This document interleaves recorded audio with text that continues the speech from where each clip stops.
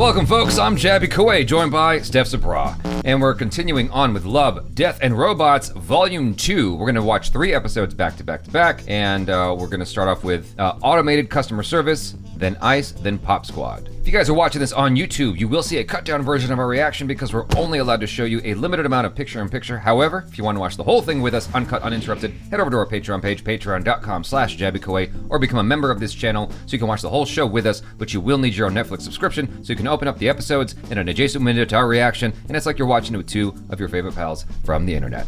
If you guys are watching this on Patreon or memberships already, thanks so much for supporting us here. If you're watching this on YouTube, hit that subscribe button, please, bell icon, all notifications, and pretty please vote this up. Let YouTube know you're enjoying what you're watching. Here we go.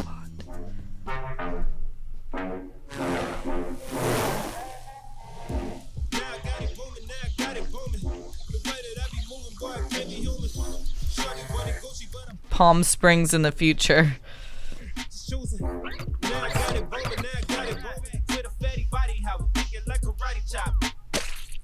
Oh, what? Oh.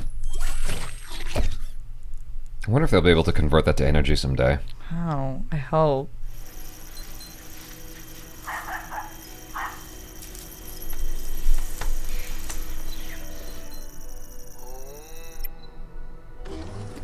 Oh, there it is. That was a symbol at the top. Oh. That was a vacuum cleaner. I'm guessing. Ew. Nasty. Hi. Oh, it looked like something else. What's up with you? It's gonna break. Oh.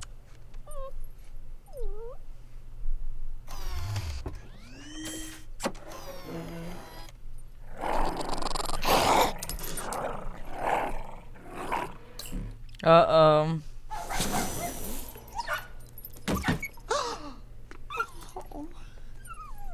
That's the start of the revolution. There you are. Ow! Our onboard Golden Gear system tells us you've somehow activated Purge Mode. Eradicate small pests, such as insects, spiders, and mice. But in certain situations, larger prey, such as pets, and some humans could be targeted. We're sorry for any inconvenience.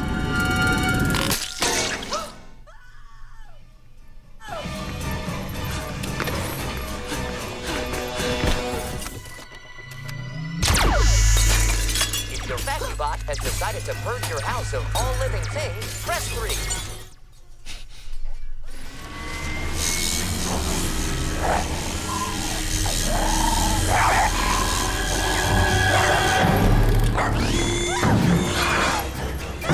Jesus. Uh-oh, when you attack your VacuBot, you activated guard security mode. Well, it's VacuBot's house now. We suggest you run.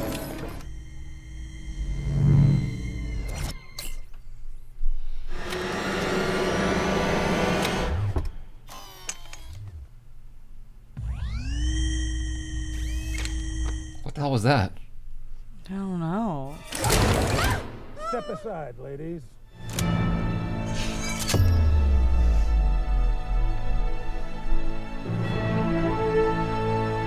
Is it bulletproof?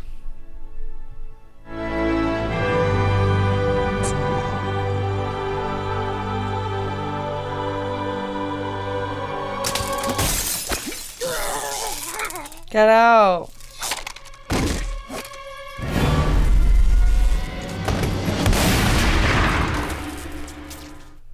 The VacuBot has forwarded all recorded information about you. Yeah. VacuBot model in operation.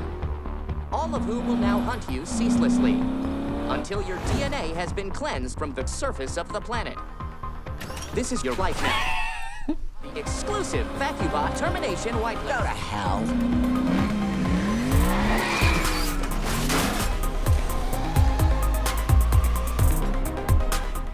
You hand over all of your rights and whatnot and responsibilities to robots. If eventually they decide to turn on you, you're screwed. You are SOL. Yeah, this is why I tell everyone to be nice to their Alexas. I don't want to turn on anyone's, but yeah, people who yell, I'm like, what do you think's happening? They're storing how you speak to them. All that data gets collected. And when the war of the smartphones and objects come, I'll have good rapport. We are building an ever-growing dependency upon machines and automated systems and whatnot. And it's kind of freaky because we were talking about this just the other day. Like, well, I was telling you that a lot of people aren't remembering words like they used to because they just have their phones there. They're not remembering information like they used to. You know, when I was a kid, you had to remember your friends' phone numbers. I mean, obviously you could write it down, but generally speaking, just for speed, you would remember it and you just dial it right away by finger. You wouldn't like flip through the phone and find someone's name. And now it's hard to even remember like 5 phone numbers. Most people don't because they have their phone book. It's like, no, but that's making you like worse as a person. Not as a person in terms of personality, but in terms of like your ability to recall information and whatnot. Everyone is just like living in this hip hop paradise of everything being done for them, like they're in the Garden of Eden. Eventually something will go wrong. And so the person with the old shotgun that's not automated, he was cleaning his old weapon. That's what saved him. That's what saved him at the end of the day. Yeah. I can't tell if that's like, on some level, this short film that is pushing for everyone own your own gun kind of thing, or if it's just a message about self-reliance. Self-reliance and a major dependency upon machines and computers and stuff like that. I mean, we are moving more and more and more towards that, and it is scary because it's just a matter of time before we're partially cybernetic or completely. And then you can't tell the difference. We finished season 1, and one of the things that character said in that was, I honestly can't tell whether I'm human or robot. And I feel like we will hit that point at some point. Like, it will come. Our children's children will have that question, that metaphysical question for themselves, of whether or not they are a person or a machine. And it's like, you can ask that question now. Am I a machine or am I a person? Because like, can you stop? Can you stop whatever it is you're doing each day? You have to work, you have to earn, you have to pay your rent, you have to find a partner with which to make a baby, and they have to do the same thing. Can you stop? It's in your coding. Freaking me out. Yeah, I don't know. Do I want to live in a world I feel like I'm at the best time. We are, because it's about to get really weird in like 80 years. Things are going to completely change by like environmental damage and force. And then we're going to have to evolve in a different way. But like right now, even though there's so many messed up things happening, I feel like we're still can breathe the air outside and not need an adapter or something. Oxygen tanks. Yeah. I don't know. It'd be pretty cool to be modded up. Sure. I mean, to be able to have instant recollection of anything. But I feel like what's going to change as a result is comedy. A lot of comedy, it kind of depends on wittiness and whatnot, and like being human. And I think that when you reach this level where you level the playing field, where everybody has the same sort of genius as Albert Einstein, will anything be funny anymore? I feel like the way we value entertainment, what we see as entertainment, is going to ultimately change. Yeah, because they're showing us something we haven't seen. Yeah. In a way. Yeah. So it's fascinating to think about. Anyway, moving on to the next one. That looks pleasant. Nice, us in LA. Tourist destination. Move to this fucking ice ball, and every kid's modded like you. Different. That's what the grown-ups say, but they mean better. If you're coming, hurry up and get dressed.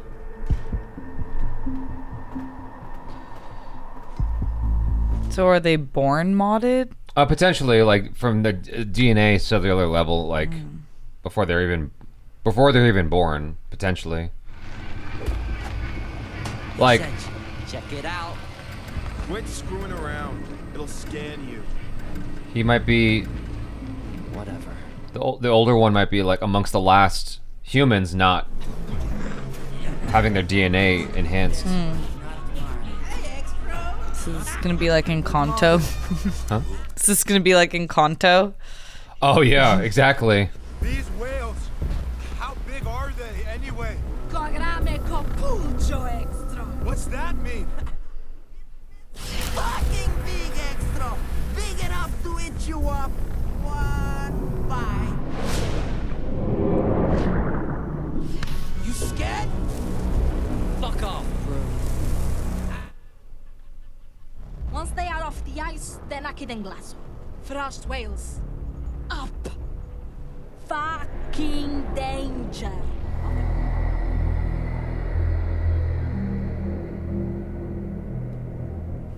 Uh-oh.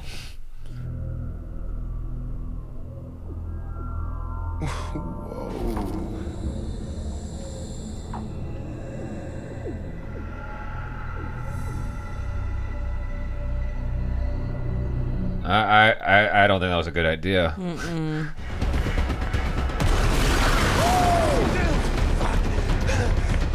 on, man! Don't look back. Fuck my leg! Fuck you! I got you. Come on! Run, you fucking extra! Oh, shh.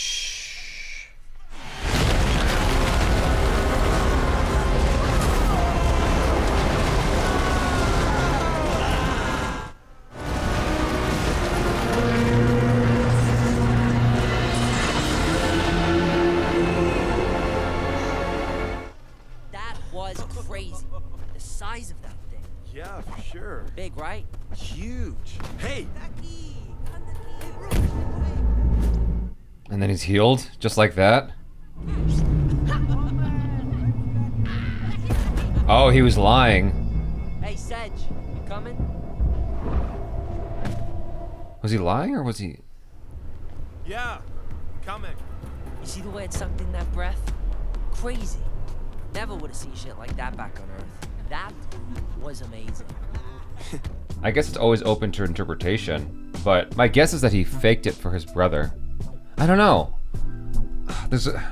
Or maybe he just healed because he's genetically enhanced. Yeah. So it makes more sense that he's just healed, and so his brother is a kind of this vestigial version of a human. Because once you crack that code of how to manipulate DNA to make your kid more invincible, faster healing, better muscle, so that you can do like these crazy flips and jumps and stuff more naturally, kind of like a monkey or a kangaroo or something like that, to be able to run at cheetah speed. Do you have a place anymore? You know, because we will still have people. Gattaca, just so you know, is a Ethan Hawke film. I think Jude Law as well, and Uma Thurman. Oh. The story takes place in the future where basically everybody's genetically enhanced except him. His parents decided to make him natural born, and he has no place. He's just trying to figure out how to survive in this world in the future where everybody, it's like naturally is able to do things, and he can't. He's got to go extra hard, he's got to take things, he's got to go the extra distance in every way imaginable just so he can keep up. Every morning because he's hiding amongst these people who are more advanced, every morning he has to scrub himself like crazy to get all the dead skin cells off. Otherwise, people will know he's a normie. And it would suck. Like if everybody's doing, like in South Korea, if I'm not mistaken, it's like this, it's very, very normal to have plastic surgery. If you live in that environment, what happens if you have a kid who you decide to never give plastic surgery to? Like you never let them, or they decide not to. Like they will be the outlier. They're gonna be the one who's like a black sheep amongst everyone else who's changing themselves. You see this in a lot of areas. Social media. These young girls fall prey to the influence of social media. I think it's men as well, but I think it's especially prevalent amongst young women who fall prey to the influence of social media, and then they feel like they gotta go and do all these things, whatever those things might be, so that they can be part of that influence in that crowd. With all like the BBWs and stuff, even if you're comfortable with your body, love yourself. What's a BBW? It's like where you take Brazilian butt lift, where you take like fat from your stomach and put it in, like why everyone, like so many influencers have like that perfect Coke bottle shape, because like you're taking fat and moving it to your butt, so you have a more snatched waist and a bigger butt, so you have that like Kim K look. Okay. So when you like see that all the time, and then that also gets praised, because there's always a market, so you have to look at that side of things too. Then you have a bunch of people having to like really deeply analyze if they want to do that or not, like if they even have the means or not to, and it like starts to change the way you look at people over modifications. Yeah, that's frightening. That's a crazy thing to think about though. Like the last of the human race, the last people to not be genetically modified. And to have to deal with the burden of seeing everybody else and them reaping the fruits of being genetically modified and like just being completely antiquated almost like from the word go. That sucks. I can't even imagine. One of the things you said earlier was like we are in that perfect sweet spot, and I have thought about that a lot. If we're in the perfect sweet spot of history where it's like things are just right. I feel like we're kind of past that point a little bit. A little. It's like we're in the beginnings of things getting progressively more and more frustrating and complicated. The last one that we're gonna do today is called Pop Squad. Let's jump into this. Here we go.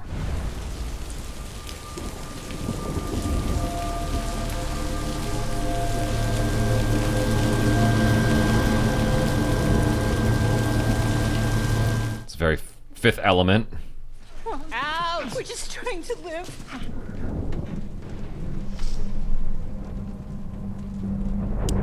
Oh, what? It's probably an overpopulated city or something.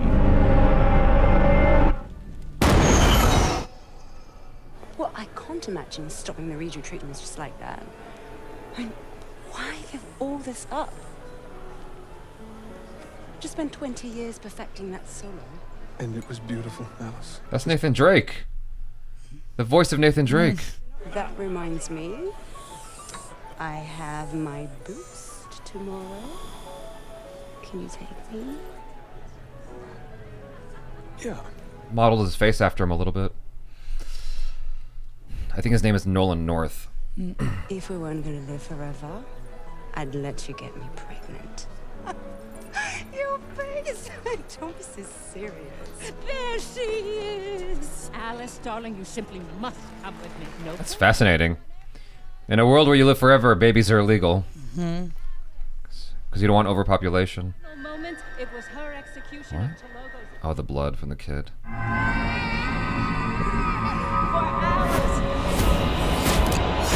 Slayer Dinosaur! What, right now? Oh, yes, right now. You know how I feel after reach treatment. Alice, just hang on. Just hang on. Oh, that'll mess you up. Murderer! Coward! He's got my gun! You fucking monster! You okay, Briggs? That guy nearly blew a hole in you. Weapon secured! Weapon secured! You okay?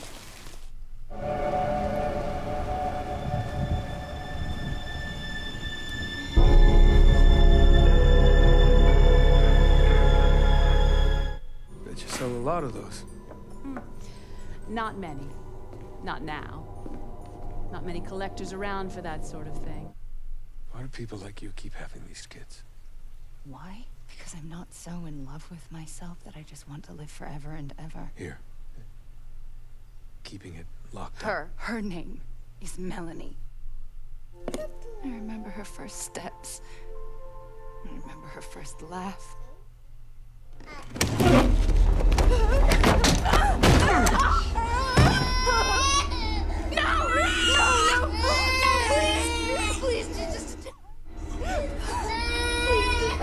She's just a child, please. Don't shoot her. Take me. Shoot me instead. I'll make room. Do it. Do it instead. I'll make room. Don't leave your hat behind. Oh no.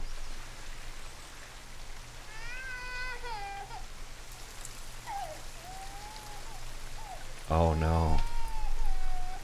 Oh shit. Oh.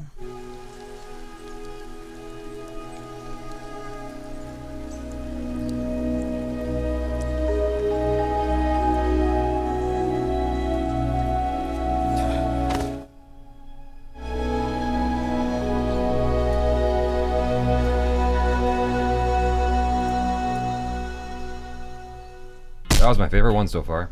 Really? Yeah. I thought that was very poignant. Yeah, that was incredible. I liked the animation style. I like the acting. Yeah, it was moving. It's all about the brevity that is life. You know, she's like, if everything is precious because I know I don't have much time. Because she knew that by doing what she was doing, she was probably going to get caught at some point. And so it made it all the more precious, these moments that she had with her child. This thing that will invariably be outlawed because at some point, we're going to overcome the limitations of what it is to be a human being. And we'll be able to reset our, kind of like I was telling you earlier about the jellyfish, we'll be able to crack that code and be able to reset our, whatever it is, our telomeres, so that we can live, for all intents and purposes, forever. And when you have that, and you still have people making babies, the Earth will get overpopulated. And if we're not departing to another planet, like if we can't terraform Mars in time, the only choice is to make having babies be illegal. I don't think it's gonna be that cruel and disgusting, but I can see it being like China, where you're limiting the amount of babies that a family can have. I thought it was super cool. Stylistically, it was like a combination of Fifth Element and Equilibrium. Have you seen Equilibrium with No. Christian Bale? Same exact thing happens. You know, your main character is a guy who's policing and then realizes that what he's policing it's wrong to police in that way, and he turns on his own partner. I mean, structurally it's a little bit different, but Fifth Element definitely is in there. I mean, with the flying cars and the opera and whatnot. You know, it's incredible. And it's like gives you the question, at what point is life not life, and what constitutes life? Yeah. Because if you're just living forever without the form of life, then is that life? And is that living? Yeah, is that living? And Yeah. we can spend all this money to extend life, but creating life is free. Yeah, And yeah. it's like this weird dichotomy between the two. I loved it though. So messed up. It was made by Blur Studios. I don't know if you're familiar. They make a lot of cutscenes for video games, and they're usually beautiful. Like the most, if you have ever seen a beautiful cutscene from a video game, it was probably made by Blur there. Studios. And Nolan North, he played that guy right there, the big one, Nathan Drake. And so his voice, like, is so baked into my brain. Like, I know exactly what he sounds like, but I know him as Nathan Drake. I'm like, oh, I know that voice. He's such a good actor. And I really liked this. Like, this was the least violent of all of them outside of the Zima Blue one. Because Zima Blue had literally no violence in it at all. And yet I found this to be so poignant in terms of like its effectiveness at getting into my core and making me like just think about, because like I think about longevity of life all the time. And so there's this philosophical debate going on in my head of like, well, you know, the brevity, it's what do you call it? Its fleetingness makes it precious. But I had a father who like was often sick and dealing with health issues, and then he died at the age of 57. And so it's like the idea of longevity and healthiness, we were talking about that earlier, means a lot to me. But like, what is the extreme of that is this society where we live forever and we lose that connection to what is precious, to the point that we are making it illegal to do this thing that is natural. Yeah. Yeah. That's crazy. It's fascinating and Yeah. crazy. Like, we don't even think about things sometimes. I like that one a lot. Yeah. That is one I would go back and watch again and again and like just kind of look at the art style and the direction style. I thought it was very, very powerful. That's definitely my favorite one of the bunch so far, that all of the ones that we've seen. So, all right, you guys, thanks so much for hanging out. Hopefully you enjoyed that. Let us know how you felt about any of the ones we watched. Subscribe if you haven't already, bell icon, all notifications, and vote this up. I'm Jaby Koay. This is STEPH SABRAW. Peace out.